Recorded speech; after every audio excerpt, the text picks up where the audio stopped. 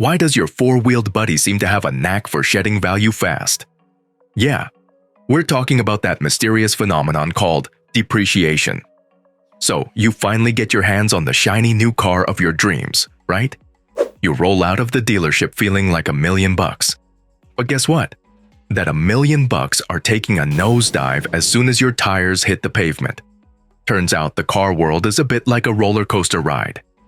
Back in the day, used cars were doing the Macarena and actually gaining value for a while.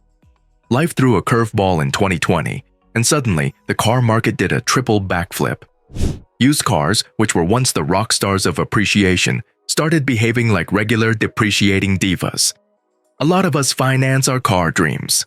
But if your car's resale value decides to play hide-and-seek in the bargain bin, you might find yourself paying more for your ride than it's currently worth. And hey, let's not forget the big shots in the car industry. Automakers aren't just crafting cars, they're creating investments on wheels. So you've heard of the saying, every car depreciates differently, right? Well, turns out it's not just a catchy phrase, it's the real deal. Luxury cars? Yeah, they might as well have a trapdoor for their value because they're taking a nosedive. And here's a nugget of wisdom. Cars from brands with a rock-solid reputation for quality and reliability? They're the turtles in this race, depreciating slowly. But hold on, rewind a bit. On average, cars do the financial limbo and lose about 10% of their value the second you roll them off the lot. Now, why does that happen? Well, my friends, one reason is that we're all suckers for that new car smell and the thrill of being in something fresh off the assembly line. That 10% loss in value aligns almost perfectly with a specific number. Incentives. Yeah, those sweet deals and discounts that make buying a new car feel like winning the jackpot. Most new cars come with incentives at some point, and when you first snag that beauty, the incentive is like the universe handing you a discount card. Back in the pre-pandemic era, the average incentive on a vehicle was about 10%. So you do the math. New vehicles were hitting the streets for about 90% of their MSRP. Now, let's get real messy. We can't time travel back to check out the average transaction price, but we sure know the MSRP of your car model combo. So, the market wizards take a look at the original MSRP, compare it with the current value, and voila, they've got the tea on your car's depreciation drama. But when it's time to part ways with your trusty steed, chances are you're doing the deed at a dealership. Dealers play by their own set of rules. That lower wholesale value is a big player in the depreciation game. You see, consumers often see those fancy price tags and think, wow, high markup, right? But reality check. Dealers need to cover additional costs and pad their margins.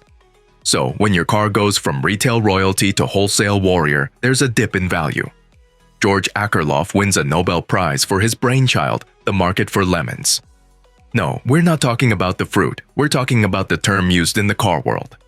Here's the scoop: in any market, there are these sneaky things called information asymmetries, fancy term. But all it means is that sellers know more about what they're selling than buyers do. Now, let's talk about your car. It's only a few days or months old, and you decide to sell it. Why on earth would you do that? Well, if the car was a stellar beauty, you'd probably keep it, right? But if you're parting ways with it so soon, there's a chance it's hiding a lemony secret. And that is the key to why cars take that initial 10% nosedive in value. The suspicion that it might be a lemon. After that initial drop, your car's value takes another 10% tumble throughout the first year. And guess what? In the second and third years, it's like your car is sliding down a financial water slide, dropping again and again.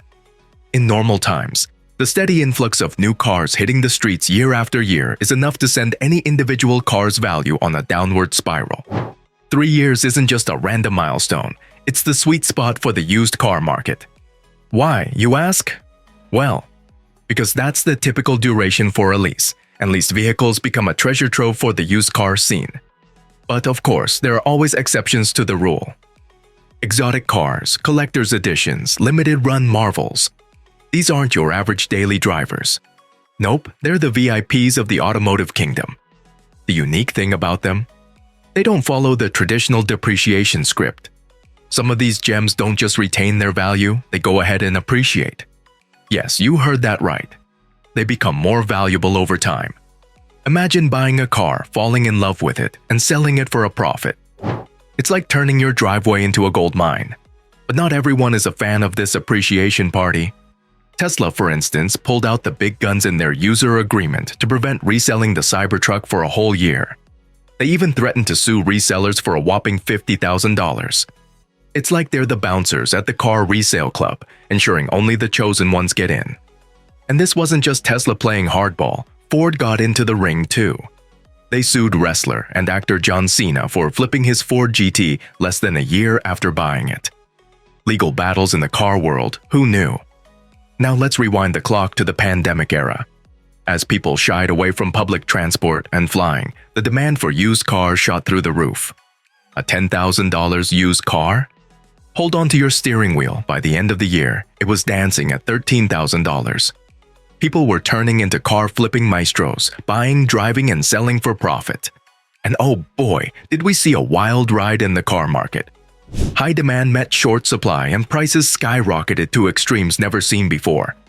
Production shutdowns, supply chain chaos, and chip shortages created the perfect storm. Automakers were holding on to their cars, not leasing or selling to fleets like rental agencies. The few cars they did sell were higher-priced models, maximizing those profit margins. Incentives? Forget about it. New vehicle supply couldn't keep up with the demand, pushing customers into the used market like never before. Even rental companies, after offloading fleets at the pandemic's onset, found themselves back in the bidding game at used car auctions.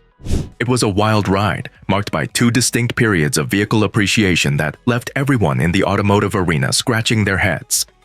Prices soared in the spring and early summer of 2021, took a bit of a detour and then revved up again come August and September, leaving us with vehicle prices and values that were practically in the stratosphere by year-end. New cars in 2020 translated to a scarcity of used cars in 2023 and 2024.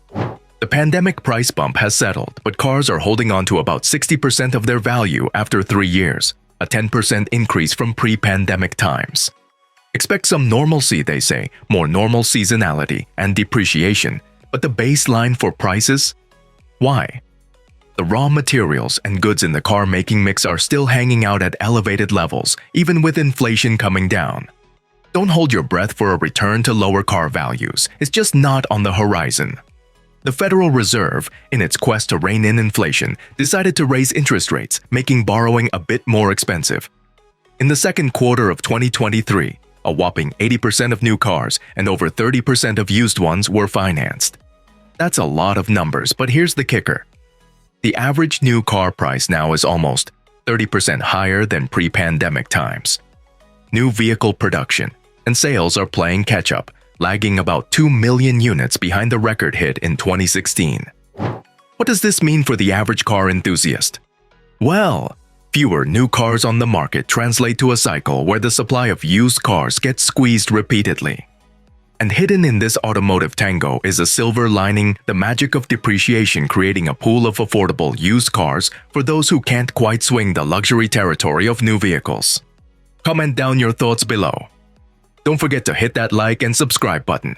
Until next time, see ya!